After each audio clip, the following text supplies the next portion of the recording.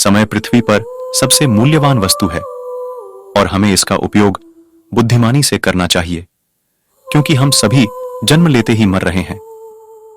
हम उन चीजों पर बहुत अधिक समय बर्बाद करते हैं जो हमारे लक्ष्यों और जुनून से मेल नहीं खाते हैं, और हमें अपने सपनों को जीने के लिए दैनिक लक्ष्य निर्धारित करने और उन्हें प्राप्त करने पर ध्यान केंद्रित करना चाहिए।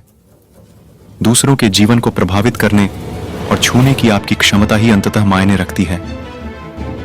जन्म और मृत्यु के बीच के समय मध्य में जीने का अर्थ है अपने कारणों को याद रखना और एक ऐसी विरासत का निर्माण करना जिसे कोई नहीं बदल सकता। क्या आप अपने स्वास्थ्य और शारीरिक बनावट का ख्याल रख रहे हैं, या अपने आप को आकार से बाहर निकलने और अधिक वजन होने की अनुमति दे रहे हैं? कुछ ऐसा करना जो आपको चुनौती न दे, आपकी प्रेरणा, रिश्तों और संतुष्टि की समग्र भावना पर नकारात्मक प्रभाव डाल सकता है।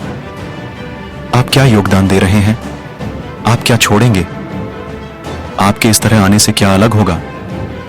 कोच हित श्रोताओं को उस विरासत के बारे में सोचने के लिए प्रोत्साहित करते हैं जिसे वे पीछे छोड़ना चाहते हैं।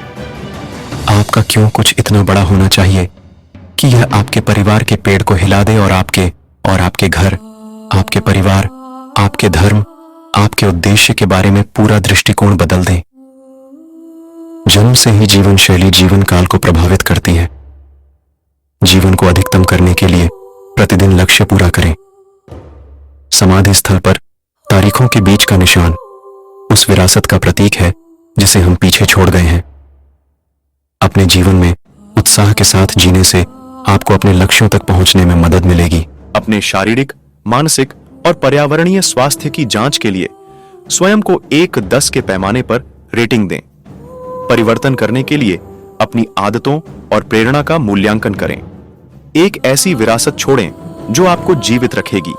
अपने जुनून, अवसरों और इस बात पर विचार करें कि आपका जन्म स्थायी प्रभाव डालने के लिए क्यों हुआ है।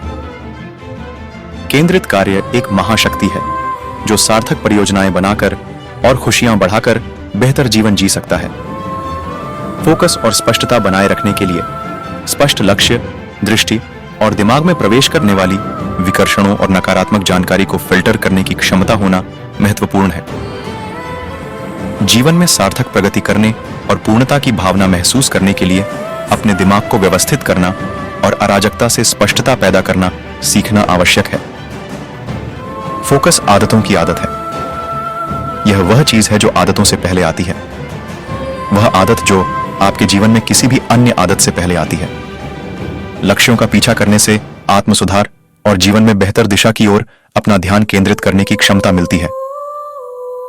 अपने आदर्श भविष्य की कल्पना करने के लिए समय निकालें और जो आप हासिल करना चाहते हैं उसके लिए एक स्पष्ट दृष्टिकोण बनाने के लिए इसे अपने वर्तमान जीवन से अलग करें।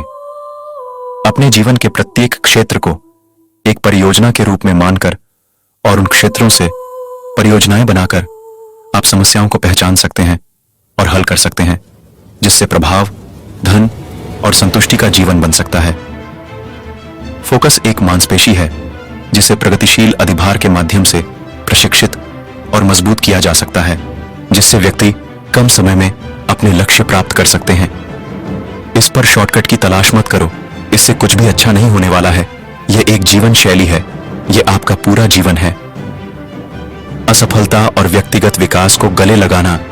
व्यक्तिगत विकास के लिए असफलताएं आवश्यक हैं और इसे जीवन की बेहतर गुणवत्ता की नींव के रूप में अपनाया जाना चाहिए। विकास के साथ आने वाले दर्द से बचने के लिए आप किस समस्या का सामना करने से बच रहे हैं? तुम्हें जाना होगा और इसे स्वयं ही सुलझाना होगा।